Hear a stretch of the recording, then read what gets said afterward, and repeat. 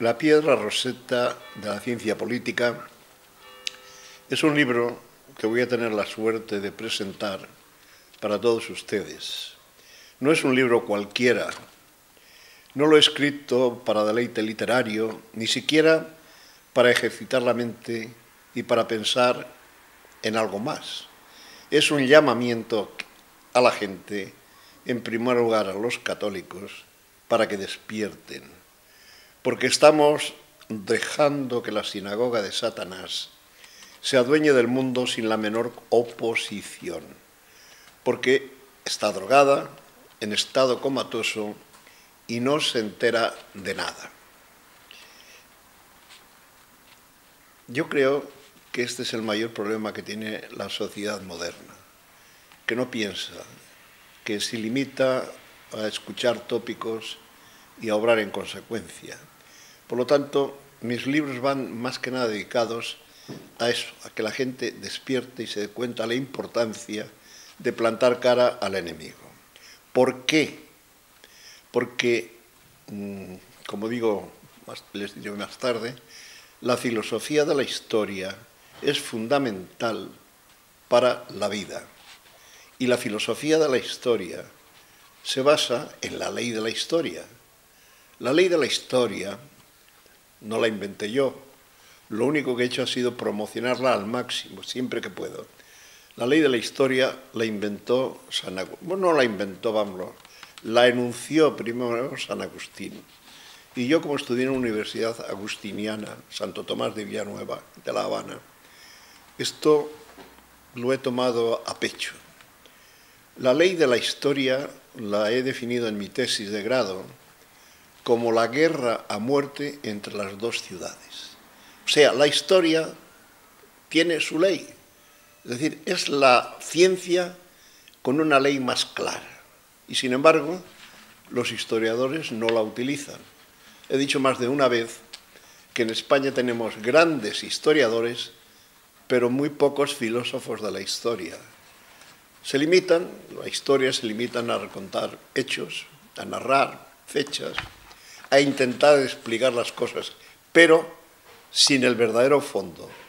El verdadero fondo de la historia está en la ley de la historia, que empieza precisamente en el Génesis, cuando Adán y Eva pecan y nuestro Señor, el Creador, los llama al orden, termina con aquella maldición o con aquella sentencia: ganarás el pan con el sudor de tu frente, etcétera, etcétera, pero sobre todo con una frase que es la base de la ley de la historia. Pondré enemistades entre ti y la mujer, entre tu raza y la suya. En ese momento nace la ley de la historia.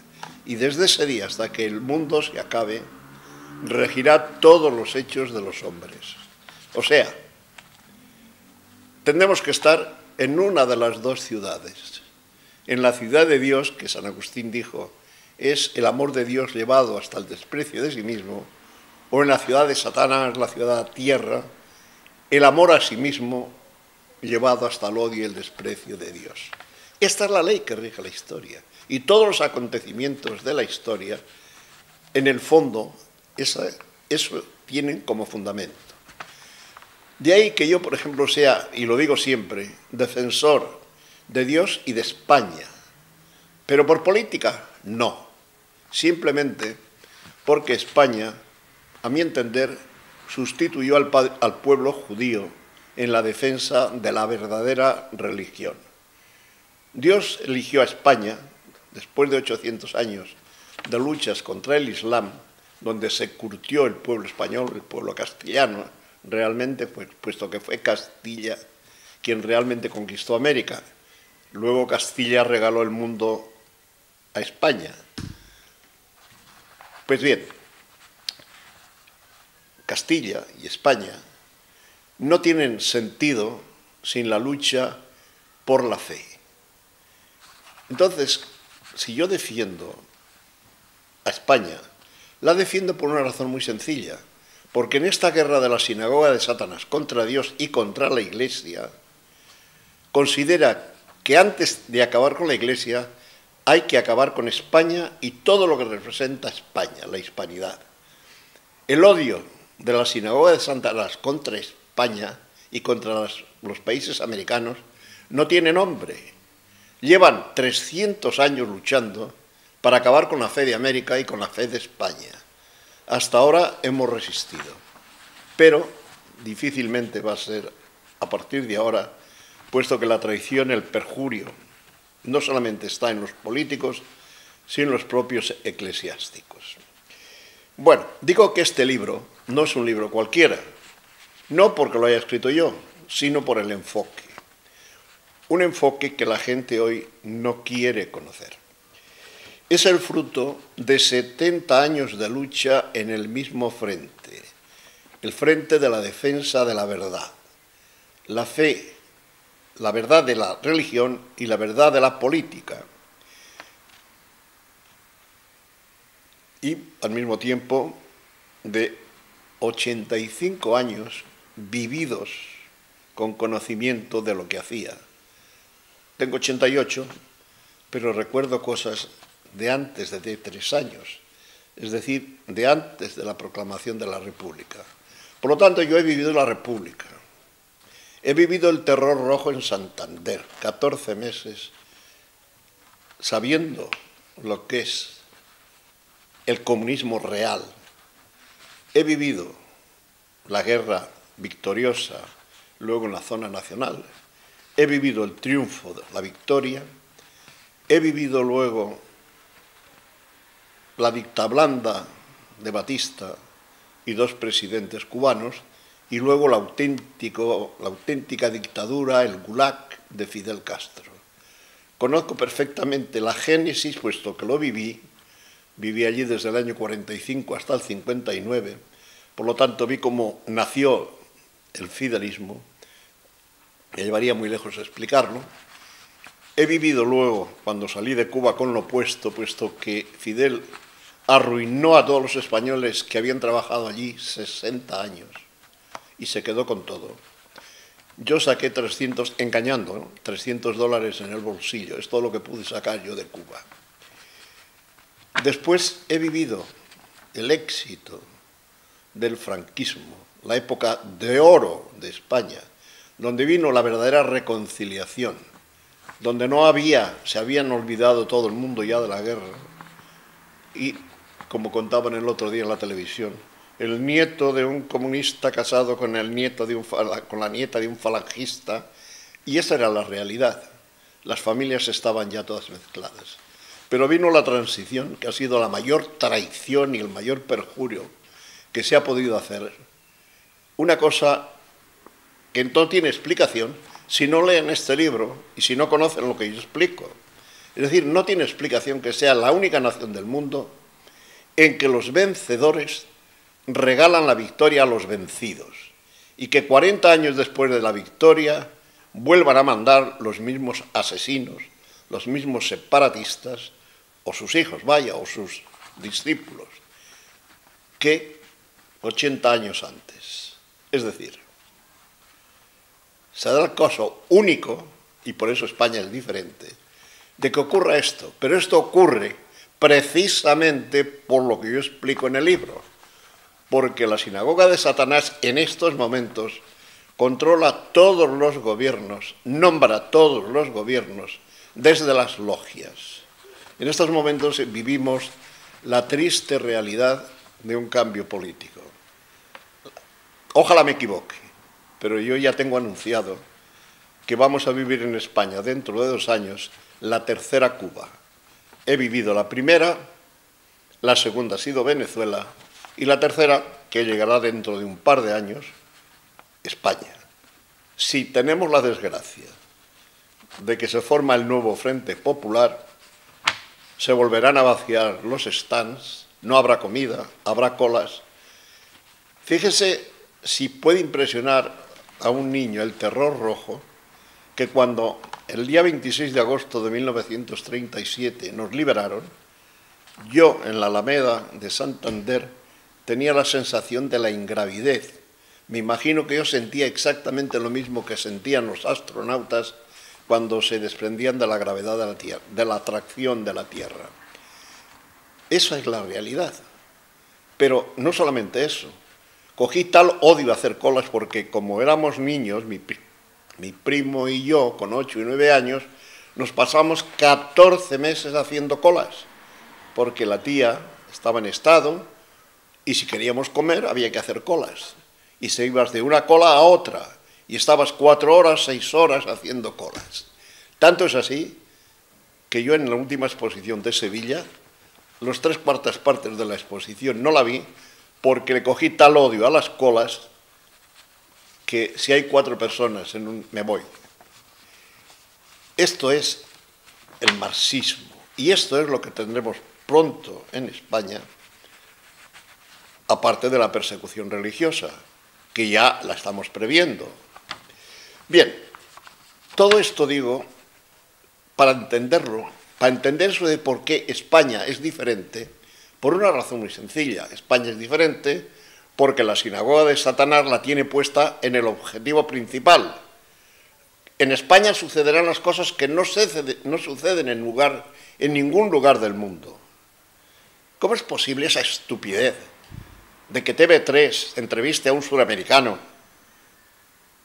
cuando los catalanes hablamos español y catalán, le pongan el traductor y un sudamericano tenga que oír las preguntas que le hacen en catalán, se las traducen del catalán al español, luego del español al catalán, cuando lo fácil sería que el catalán preguntara al sudamericano en el mismo idioma que los dos dominan?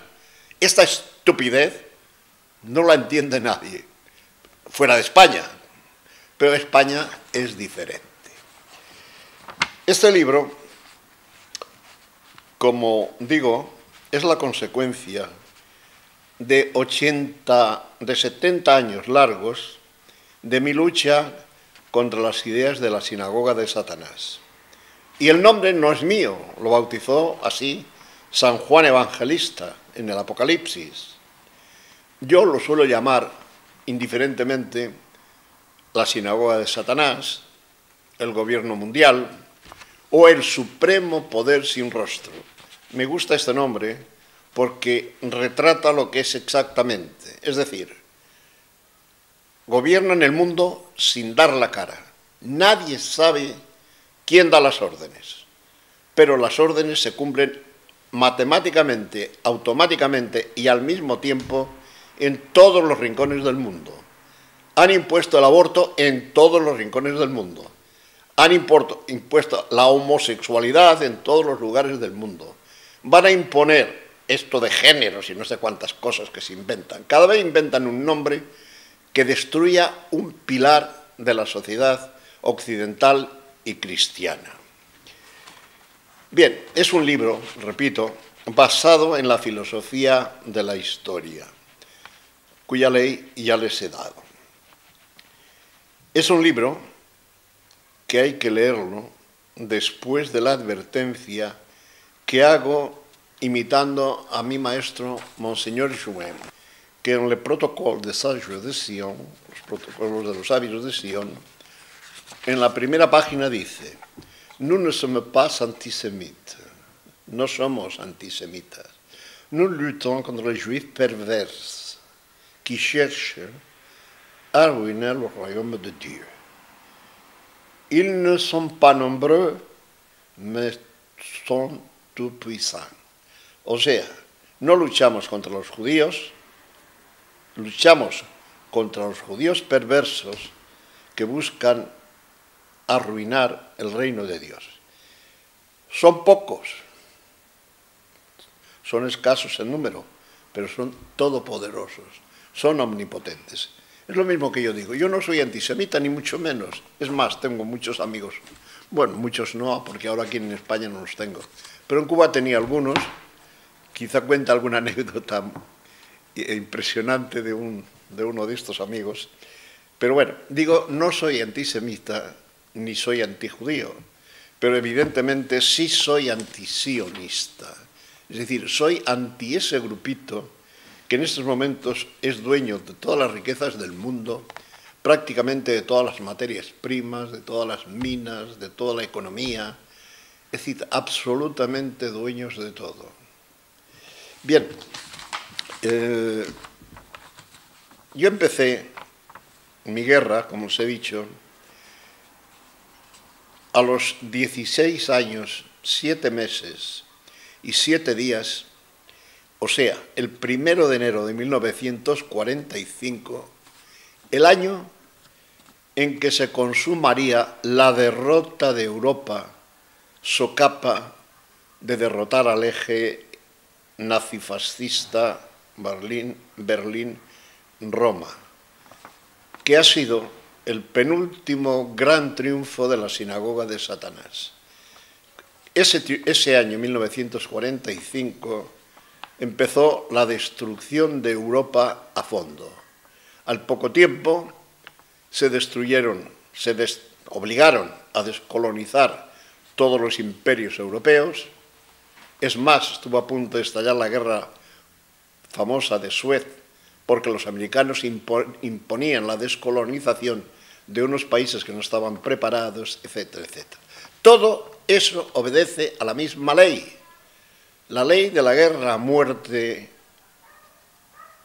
de la sinagoga de Satanás contra la obra de Cristo.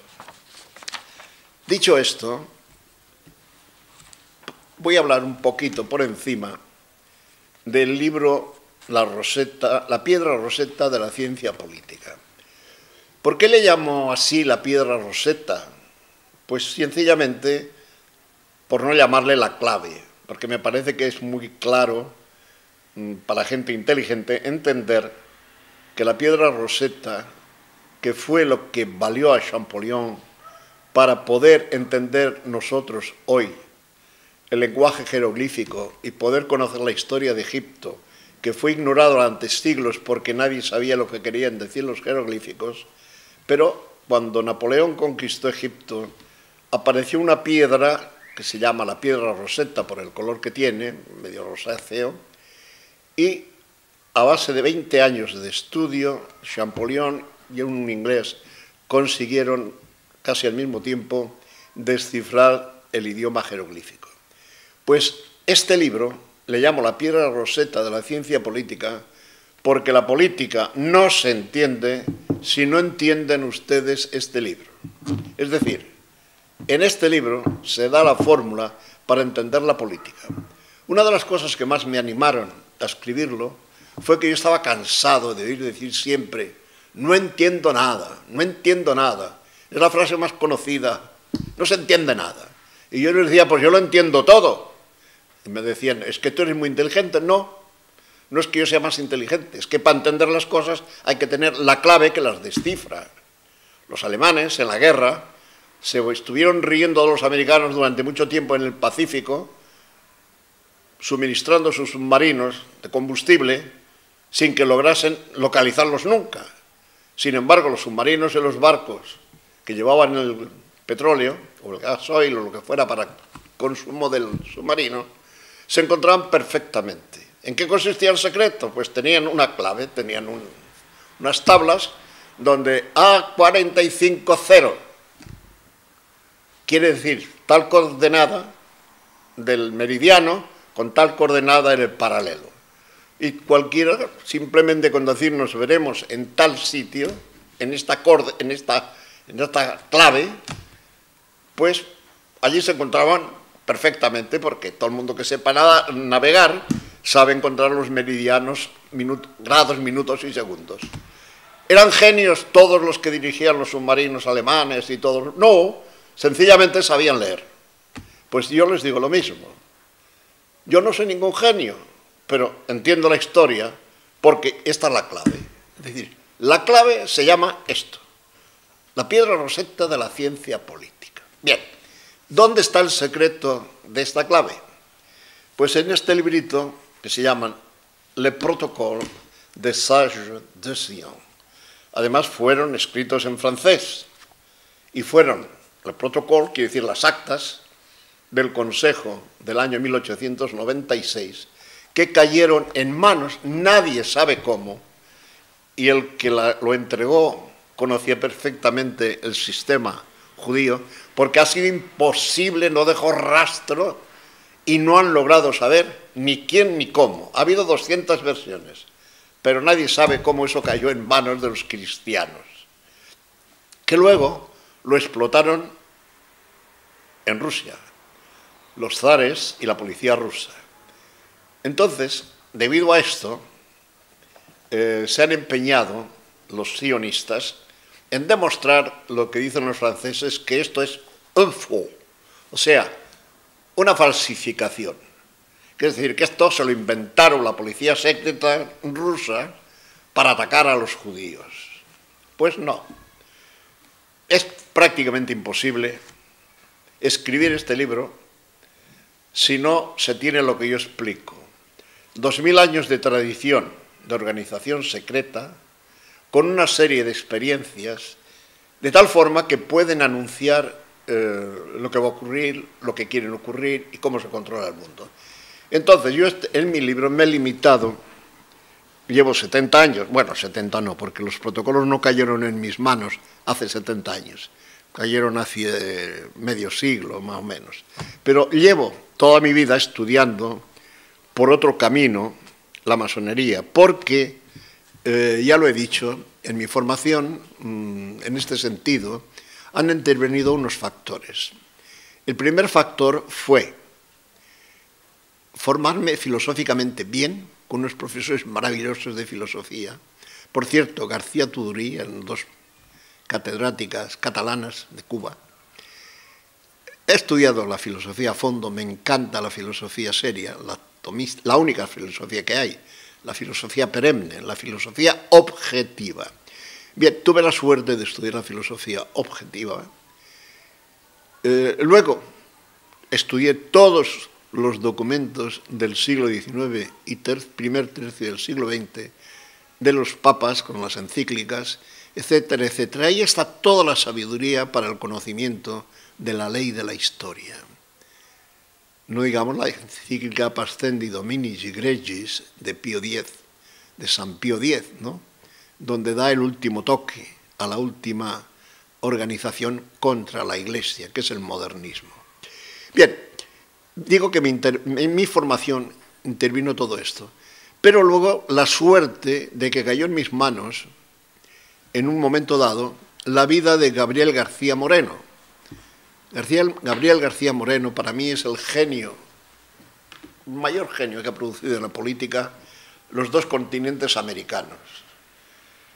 Fue el que cogió el Ecuador como cogió Franco a España, y de la miseria en que vivía y de los desórdenes que vivía, lo convirtió el Ecuador en la República del Sagrado Corazón.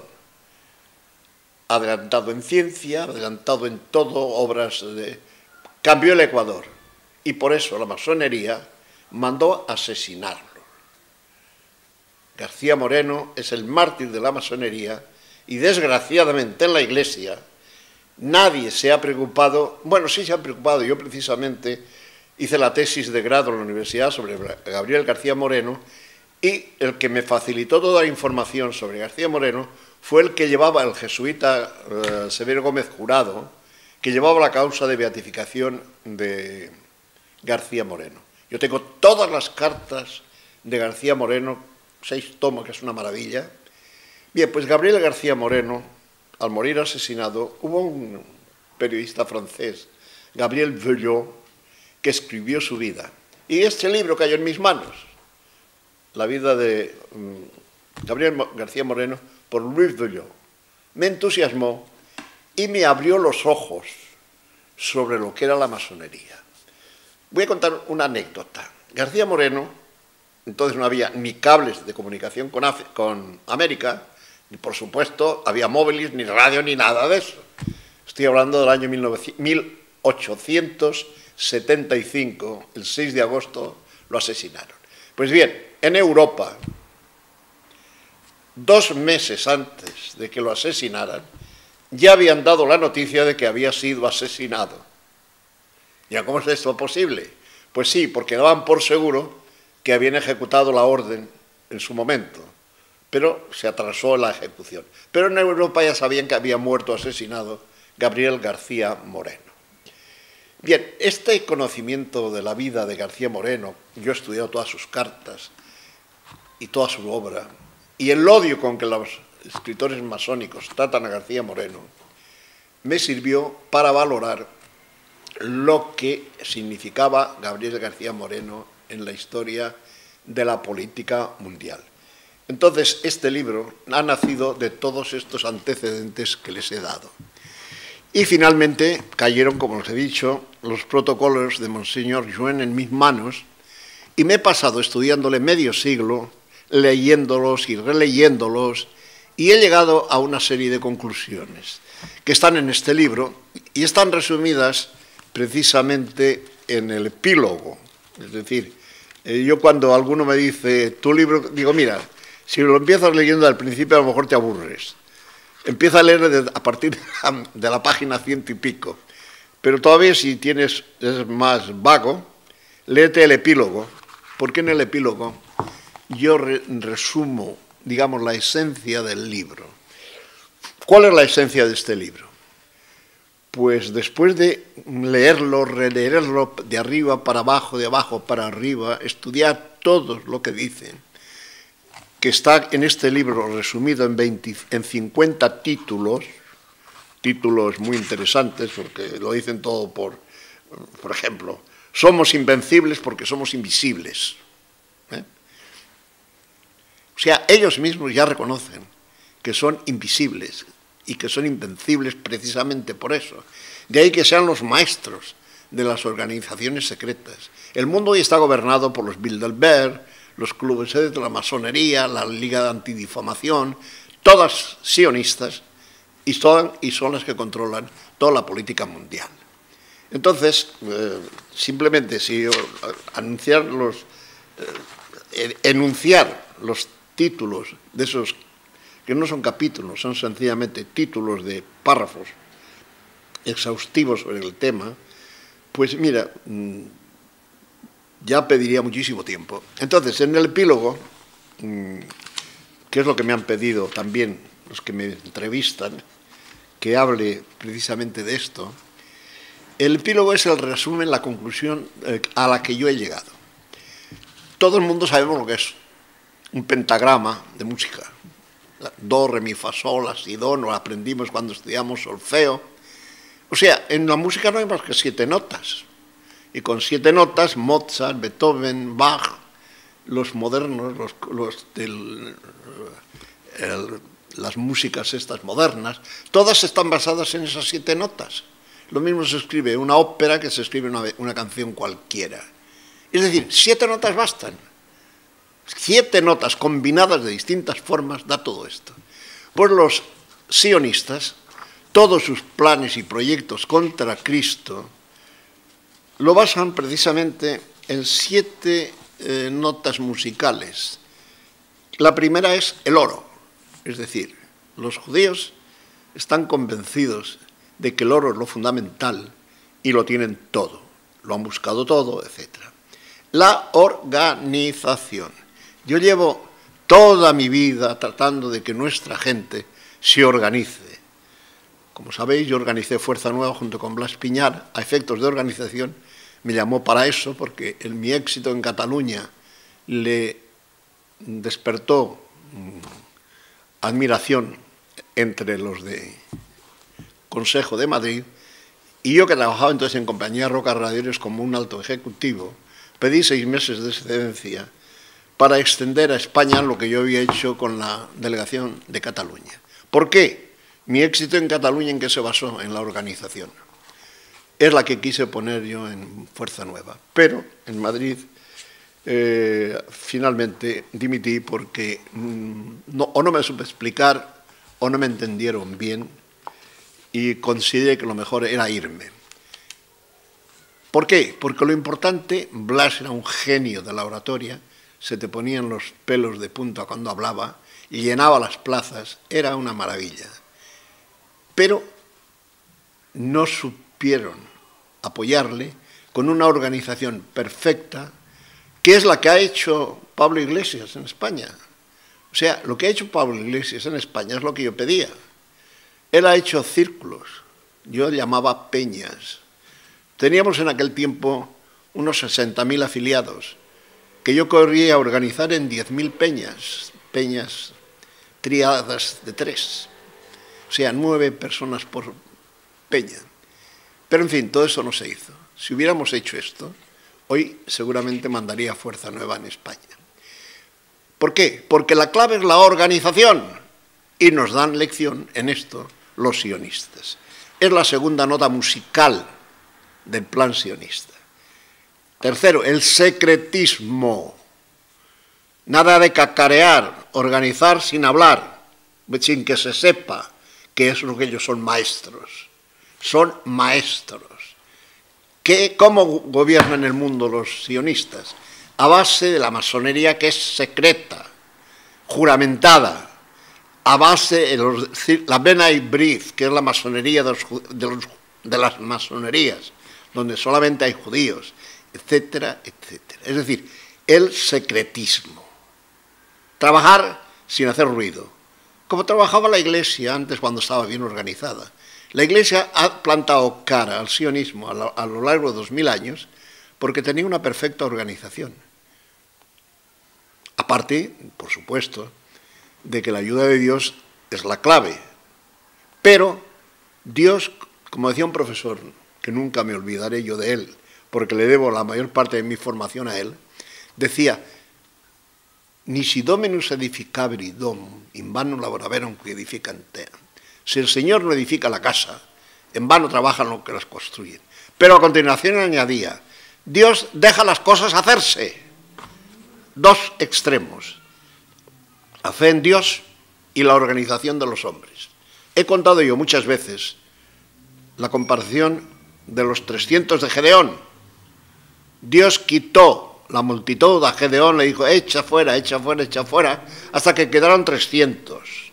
Y con 300 ganó la batalla. Y le dio Dios el argumento a Gedeón: porque si son muchos van a creer que han ganado ellos. Pero al mismo tiempo Dios pide una mínima ayuda. Y los que saben un poco de liturgia, sobre todo la verdadera liturgia, perdonen que lo diga así, la verdadera liturgia, o sea, la que se ha practicado durante 500 años, desde Trento, en la misa, mete una gotita de agua con el vino. Esa gotita de agua es el hombre, lo que tiene que poner el hombre. Eso es lo que representa esa gota de agua, mezclada con lo que luego va a ser la sangre de Cristo. Es decir, el hombre, la humanidad, los católicos, necesitamos no solamente rezar, necesitamos organizarnos. Y nadie se organiza. Y además ellos trabajan tan bien que cuando tratamos de organizarnos, como fue mi caso en Fuerza Nueva, ya tienen los infiltrados en todas las organizaciones serias para destruir esto. He contado muchas veces que el padre Tusquets, que fue uno de los grandes escritores contra la masonería en los años 30, lo invitaron a Cuba y yo asistí a esa conferencia porque era con 19 años, con 20 años, profesor de la normal catequística. Y como sabía un poquito, ya había leído un poquito de masonería, fui uno de los que le pedimos al padre Tusquets que nos hablara de la masonería. Él había ido como pedagogo para la normal catequista. Lo había invitado el rector, digamos, de la normal, y dijo: no, lo tengo prohibido. ¿Saben quién se lo había prohibido? Bueno, no explico toda la historia porque la tengo escrita. Lo encontré aquí cuando vine trabajando su sobrino en Compañía Roca. Pues se lo había prohibido los obispos. Bien, y entonces cuando yo le fui a ver y dije: es que yo quiero seguir esa guerra contra la masonería, me dijo: no pierdas tiempo. ¿Cómo que no pierda tiempo? ¿Eso me lo dice usted a mí, que ha sido gran luchador contra la masonería? Sí, pero cuando trabajaba yo contra la masonería, contamos con el apoyo de Roma y de los obispos. Y hoy te lo vas a encontrar en contra. Es más, te anuncio una cosa que luego se cumplió. En el Código Nuevo de Derecho Canónico quitarán la excomunión a los masones. Estaba bien enterado. Dije: bueno, yo voy a seguir luchando. Bien, todo esto lo digo para que sepan cómo funciona el secretismo, la organización. Segundo, la fuerza. Ellos tienen por principio esto. El derecho es la fuerza. Es decir, en Israel ya lo ven. Importa un comino que haya 100.000 resoluciones de la ONU contra el Estado de Israel. A ellos les importa un pepino. Ellos tienen la fuerza y se acabó. Es decir, la fuerza es el derecho y el derecho es la fuerza. Cuarta nota. No están ordenados por importancia, sino porque tienen que estar en un orden, pero el orden es aleatorio. Aquí no es el más importante ni lo menos importante, el primero y el último. Aquí lo tengo puesto como cuarto, la fuerza. El quinto es la prensa. Efectivamente, el control de los medios de comunicación es capital y en los protocolos lo dicen claramente. Tenemos que ser dueños del 90% de la prensa y el resto controlarlo, como hacen ahora. De esto también podía dar yo lecciones sobre cómo se controla la prensa. Tengamos el caso de Cataluña. ¿Por qué estamos en Cataluña como estamos? Porque toda la prensa, la sinagoga de Satanás, se la ha puesto a los separatistas a su disposición. Ahora se extrañan de que haya 48% de separatistas cuando aquí antes no había. Pla dijo que había en cada pueblo un grillat, un chalao, que era separatista. Eso lo dijo Pla en los años 30. Y ahora tenemos 48% de grillaos que están sosteniendo, apoyando la independencia de Cuba. ¿Por qué? Porque como son hijos de Satanás, los que la dirigen, la independencia catalana, siguen las normas de la sinagoga de Satanás. Y es esto, control de los medios de comunicación. Sexto, el terror. Ojo, que ellos declaran expresamente, el terror lo inventamos nosotros, el terror lo controlamos nosotros. Efectivamente, cuando necesitan, utilizan el terror. Y luego, yo creo que este es el último, pero creo que es el más importante, la estupidez de los goyim. Ellos consideran que los que no son judíos, literalmente se cansan de repetirlo, tienen inteligencia de bestias. O sea, con esta combinación de estos factores, ellos hacen sus proyectos y los llevan a la práctica y al éxito. Yo a continuación me tomo la pena de decir que si queremos hacerle contra a esto, tenemos que saber que la ciudad de Dios, la ciudad de Cristo, también tiene 7 notas sobre las que apoyar la lucha contra el sionismo o contra la sinagoga de Satanás o contra el poder supremo sin rostro. Primer punto, la pobreza. Frente a ellos que dicen que el oro y lo controlan todo y efectivamente Cristo predica la pobreza y la pobreza es un arma que tenemos los católicos bien administrada. Luego la jerarquía. Tú eres Pedro y sobre este Pedro y sobre esta piedra edificaré la iglesia. Y ahora, precisamente lo que se está haciendo en la iglesia es la destrucción de la jerarquía, hasta del propio Papa. Es decir, disminuir la fuerza de Pedro y que manden todos los obispos, que manden los consejos parroquiales, es decir, democratización de la iglesia. La democratización de la iglesia es la ruina de la iglesia y lo estamos comprobando.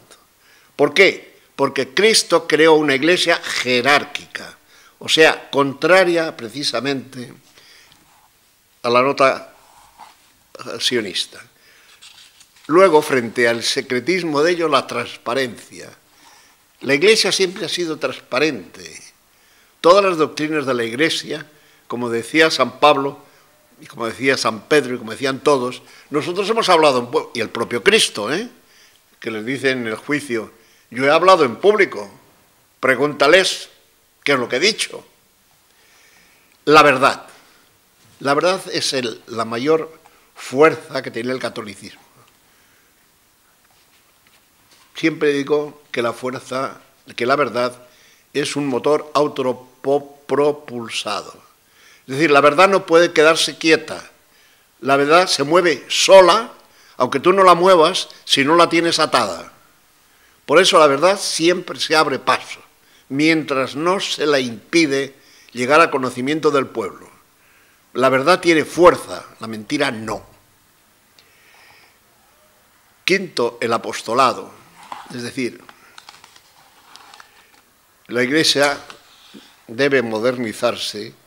Los jóvenes huyen de la Iglesia porque no se pone al día, pero el apostolado tiene que ser un apostolado basado, como en aquel libro famoso, La herejía de la acción, o sea, ¿cómo decía?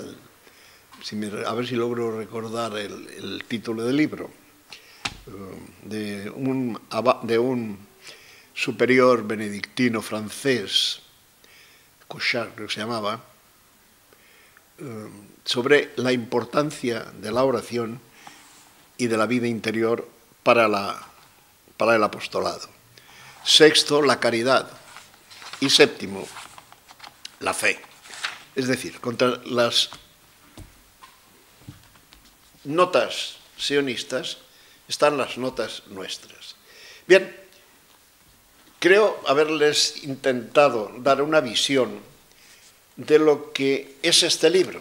Por eso decía que no es un libro cualquiera. Aquí no se busca ni literatura, ni se busca distraer.